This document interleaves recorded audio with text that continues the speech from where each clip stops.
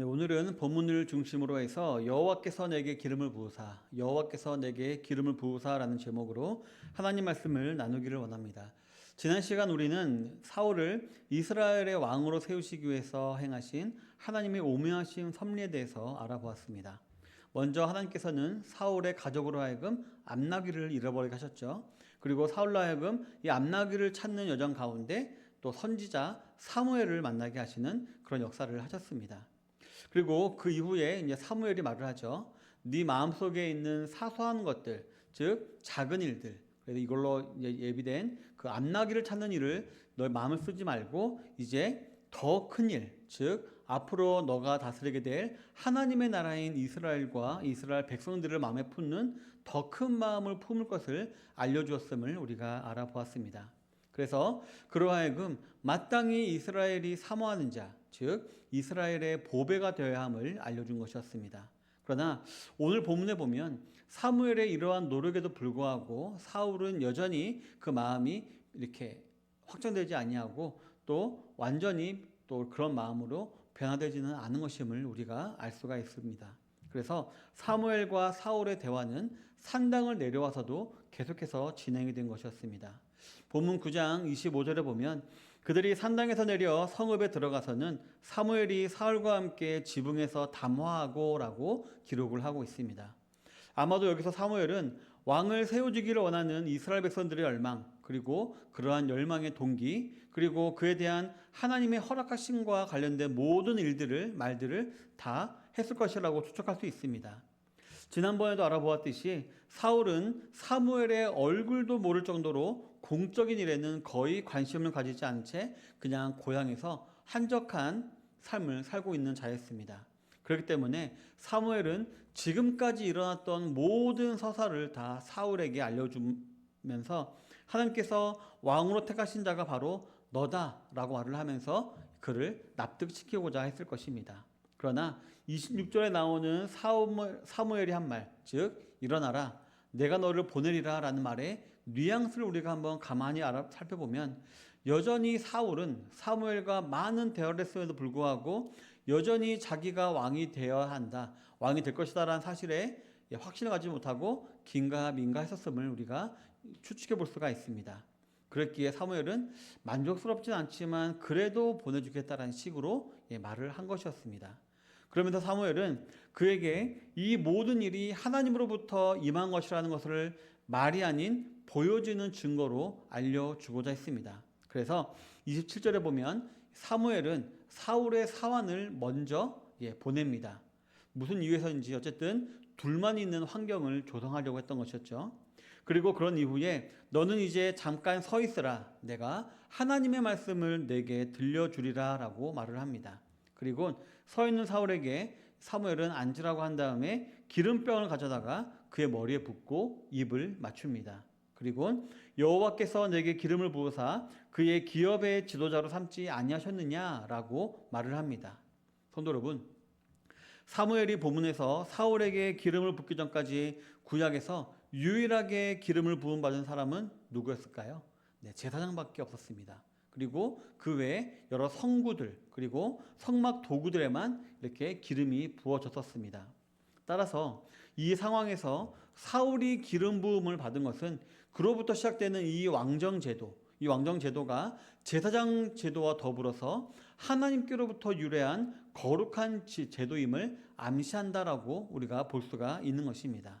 또한 왕도 제사장처럼 하나님 앞에서 특별한 위치에 있게 된 자라는 것을 시사한다고 우리가 볼 수가 있습니다. 게다가 구약에서 기름을 붓는 행위는요, 여호와의 권력을 위임하는 그러한 것을 상징하기도 했었습니다.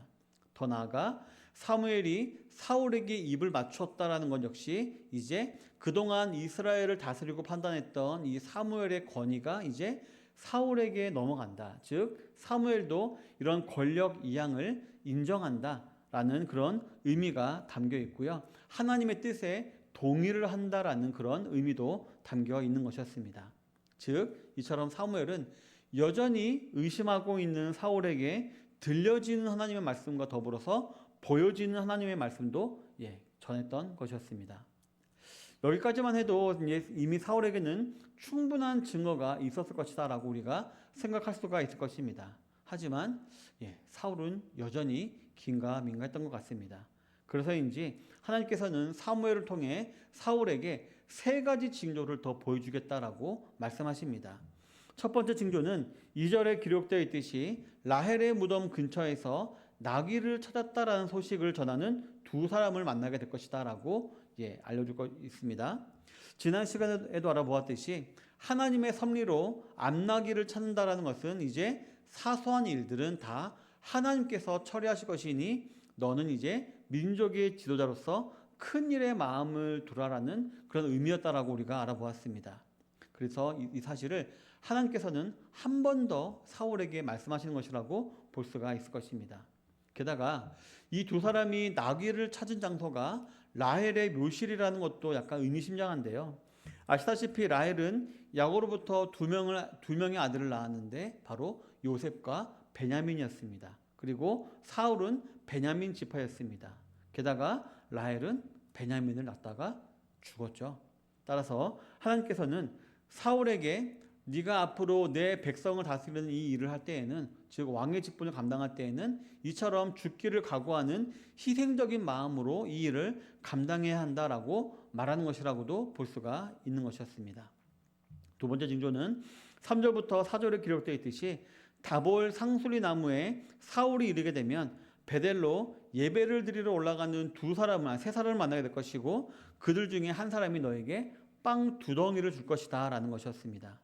70인역에서 보면 이 빵은 그냥 빵이 아니라 진설병이었다라고 말을 하고 있습니다.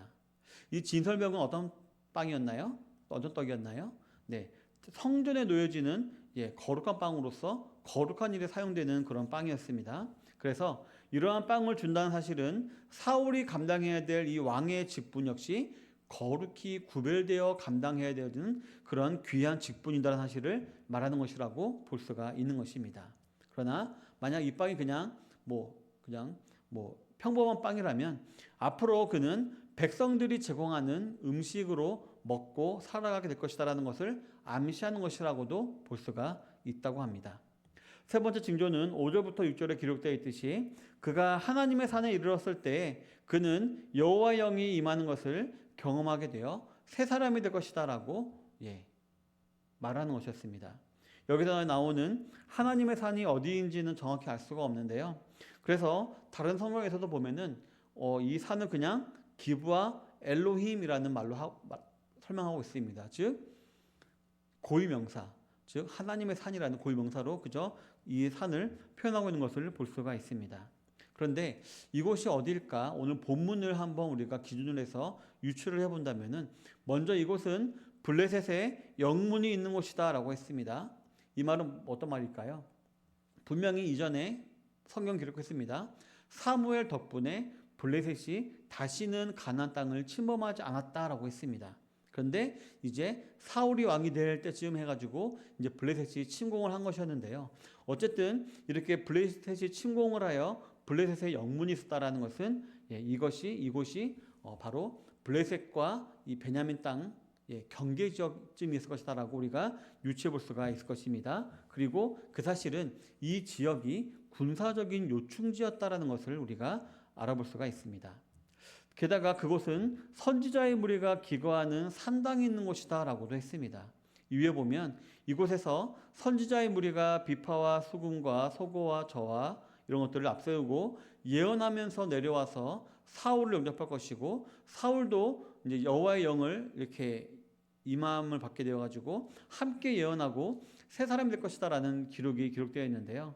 이를 통해서 이 여호와의 산은 바로 영적으로도 중요한 장소라는 것을 우리가 알 수가 있습니다. 즉 군사적인 요충지, 영적으로도 중요한 곳이 바로 이 하나님의 산, 여호와의 산이라는 것을 우리가 알 수가 있는 것입니다. 따라서 이상한 내용을 우리가 한번 정리를 해보면은 하나님께서는 사울로 하여금 네가 이스라엘의 왕으로서 어떤 일을 해야 되는지를 알려주는 역할을 하는 것이 바로 이 여호와의 산이었다는 것을 알 수가 있습니다. 즉 이스라엘 백성을 외적의 침입으로부터 보호해야 하고 또 이스라엘 백성들의 마음도 우상에게 빼앗기지 않도록 하나님께로 잘 인도할 수 있도록 영적인 역할도 네가 잘 감당해야 된다라는 것을 알려주시기 위해서 이 여호와의 산이라는 곳에서 이렇게 그 일을 하게 한 것을 우리가 볼 수가 있는 것입니다. 그 사울은 자신을 통해 이스라엘의 영원한 왕이신 하나님을 드러내야 했음을 우리가 이 말을 기록을 통해서 알 수가 있는 것입니다. 바로 이것이 하나님이 원하시는 왕으로서의 모습, 즉 새 사람의 모습인 것이었습니다. 종합해보면 하나님께서는 지금 반복해서 알려주고 계심을 우리가 알 수가 있습니다. 즉 사울이 사람들의 요구로 급하게 세워진 왕이 아니라 하나님으로부터 거룩하게 구별된 왕이다라는 사실을 우리에게 알려주고 있다는 것입니다. 또한 이렇게 하나님으로부터 구별된 사람은 오직 하나님이 주시는 능력으로만 이 모든 일을 감당해야 함을 또 알려주신 것이었습니다. 그리고 그를 통해 이스라엘 백성들의 시선을 하나님께만 돌리게 함으로 오직 하나님께만 영광을 돌리기를 원하셨던 것이었습니다. 하지만 이러한 모든 징조들 역시 사울에게 있어서 받아들이기 쉽지만은 않은 것이었음을 우리가 추측해 볼 수가 있습니다. 이 징조들의 뜻을 깊이 알게 되면 더욱더 겁이 날 수도 있는 것이었던 것입니다. 그렇기 때문에 사무엘은 7절에서 이 징조가 내게 임하거든 너는 기회를 따라 행하라. 하나님이 너와 함께 하시느니라 라고 말하면서 사울을 위로하고 있음을 우리가 볼 수가 있습니다.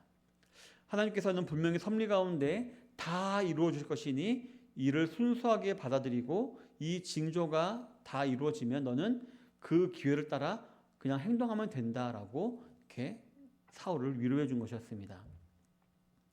성도 여러분, 오늘 이렇게 사울을 이스라엘의 초대 왕으로 세우시면서 알려준 이 사실은요, 우리 그리스도인들이 가지고 있어야 될 가장 기본적인 내용이면서도 또 현재 성령님께서 우리 안에서 지속적으로 하고 계신 사역을 알려준다라고도 볼 수가 있습니다.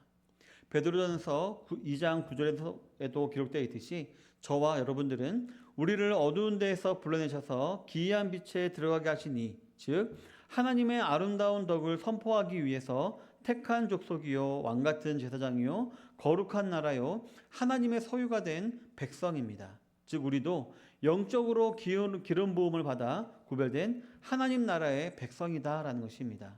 곧 먼저 은혜를 받은 하나님의 백성으로서 우리는 사명을 잘 감당하고 그로 인해 하나님을 드높여야 될 자들이 바로 저와 여러분들인 것입니다. 그리고 그러한 구별된 하나님의 백성들은 오늘 사울에게 제시된 것과 같이 살 수 있어야 한다라는 것입니다. 그런데 오늘 하나님께서 사울을 블레셋의 영문이 있는 여호와의 산으로 보내셨다라는 것은요, 이러한 우리의 이 땅에서의 삶이 평화로운 삶이 되지만은 않을 것이다라는 것을 암시한다고 볼 수가 있습니다. 즉 자기가 왕인 것처럼 살아가고 자기 속에는 옳은 대로 행하기를 즐겨하는 일반 사람들처럼 살아가다 보면은 결국 전쟁에서 패하여서 끌려가는 삶을 살 수 있다는 것입니다. 그래서 이런 사람들과 우리가 구별되어서 우리가 오늘 이 사울에게 알려준 것과 같은 그런 거룩히 구별된 이스라엘 백성으로 살아감으로써 우리가 이 땅을 살아갈 수밖에 없다는 것입니다. 이 말은 뭘까요? 우리의 삶이 전투적인 삶이다라는 것입니다. 전시 체제와 같은 삶을 살아가는 그런 삶이 바로 우리 성도들의 삶이다라는 것을 알려주고 있는 것입니다. 성도 여러분, 찬송가 323장에 보면 부름받아 나선 이 몸이라는 찬양이 있습니다. 어느새 우리 성도들의 입에서 약간 멀어진 그런 찬양인데요. 이 찬양 가사를 보면 부름받아 나선 이 몸 어디든지 가오리다. 괴로우나 즐거우나 주만 따라 가오리니 어느 누가 막으리까 죽음인들 막으리까. 존귀 영광 모든 권세 주님 홀로 받으소서. 멸시한데 십자가는 제가 지고 가오리다. 이름 없이 빛도 없이 감사하며 섬기리다 라는 내용이 가사에 있습니다. 이게 어떤가요? 약간 비장하지 않나요? 이 찬양은 우리나라 찬양인데요. 우리나라도 이처럼 일사각오로 신앙생활을 하던 때가 있었음을 우리에게 알려준다라고 볼 수가 있습니다. 그리고 이때 어땠나요? 하나님의 놀라운 역사를 많이 경험하게 했던 때라는 것도 우리가 인정할 수가 있을 것입니다. 그런데 현대는 어떤가요? 현대는 어느새 그냥 평화로운 시대인 것처럼 느껴집니다. 그래서 이러한 일사각오의 신앙보다는 그저 이 땅의 풍요를 더 구하는 번영 신학이 주류를 이루게 되었음을 우리가 인정하지 않을 수가 없습니다. 즉 하나님보다 사람을 기쁘게 하는 사역들이 더 많아졌고요. 그로 인해 결국 몇 해 전에는 코로나라는 하나님의 징벌도 우리가 받게 된 것이었습니다. 따라서 저와 여러분들은요, 이 땅을 살아가면서 오직 은혜 아니면 살아갈 수가 없다라는 마음가짐으로 우리가 살아갈 줄 믿습니다. 하루하루를 살아갈 때 정말 전투적인 자세를 가지고 살아갈 수 있어야 하는 것입니다. 왜냐하면 우리의 매일매일의 삶은, 즉 신앙생활은 꽃길을 걷는 것과 같은 것이 아니라 매일매일 전투의 연속이기 때문입니다. 그리고 이는 현실이기 때문입니다. 우리의 대적 마귀는 지금도 우는 사자와 같이 두루다니며 우리를 삼키려고 노리고 있기 때문입니다. 따라서 우리는 항상 전시와 같은 마음가짐으로 살아갈 수 있어야 할 것입니다. 그리고 그 전투와 같은 삶에서 이길 수 있는 방법은 오직 성령의 충만함을 입는 것, 즉 지금도 우리 안에서 말씀을 조명하여 깨닫게 하시는 성령님을 의지하고 그 말씀대로 살아가기를 힘쓰는 것밖에 없다는 것을 우리는 잊지 말아야 하는 것입니다.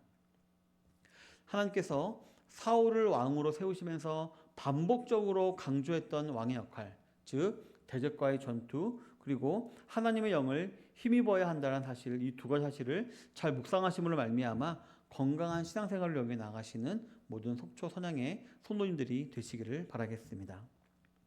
우리 사랑하는 성도 여러분, 이처럼 세 가지 증거를 알려준 다음 사무엘은 8절에서 너는 나보다 앞서 길갈로 내려가라. 내가 내게로 내려가서 번제와 화목제를 드리리니 내가 내게 가서 내가 행할 것을 가르칠 때까지 7일 동안 기다리라 라고 말하고는 사울을 보냅니다. 이 말은 앞으로 사울에게 벌어질 일에 관한 복선처럼 보입니다. 왜냐하면 이 말이 가리키는 사건을 통해서 결국 사울은 버림을 받게 되어지기 때문입니다. 그리고 다윗이라는 새로운 왕이 등장하게 되는 계기가 되기 때문입니다. 이 말을 그래서 우리가 한번 잘 해석해 보면, 먼저 본문에 나오는 이 7일이라는 말은요, 이날부터, 즉 사무엘이 지금 이 말을 하고 있죠. 한 이 말부터 7일 후라는 말이 아닙니다. 그보다는 언젠가 너가 길갈로 가게 되는 날이 있을 텐데 그때가 되면 거기서 너는 7일 동안 나를 기다려라라고 하는 말이었습니다. 이 말은요, 언제 성취가 되나요? 네, 바로 13장에 벌어지는 사건을 통해서 이제 성취가 됩니다. 이 13장에 기록된 사건은요, 사울이 왕위로 이제 이렇게 옹위된 다음에 2년 후에 벌어진 일들입니다. 이때 이제 블레셋이 이스라엘에 침공을 하게 되는데요. 당연히 이스라엘 왕이니까 이제 그 침공한 것으로 막으러 이제 사울이 갔습니다. 근데 그때 이제 사울은 이제 사무엘을 청한 다음에 기다리고 있었습니다. 근데 점점 병사들은 도망가고 블레셋은 가까이 오게 되자 이 사울의 마음이 급하게 되었습니다. 그래서 자기가 제사를 드렸다가 하나님의 진노를 받고 버림을 받게 되는 이제 그런 일이 기록되어 있는데요. 바로 그 사건을 염두에 두고 사무엘이 말하는 것이었습니다. 성도 여러분, 어찌 보면 이 길갈의 사건은요, 이 길갈은 사울의 선악과 역할을 하는 것이라고 우리가 볼 수가 있습니다. 아담과 하와가 선악과에 관한 하나님의 명령을 어기고 죄를 짓고 버림을 받았듯이 사울도 이 길갈에 대한 사무엘의 명령을 어김으로써 하나님께 버림을 받게 되기 때문입니다. 이런 복선을 아는지 모르는지 사울은 이 말을 듣고 출발을 하게 됩니다. 이때 하나님께서는 사울에게 새 마음을 주셨다라고 기록을 하고 있습니다.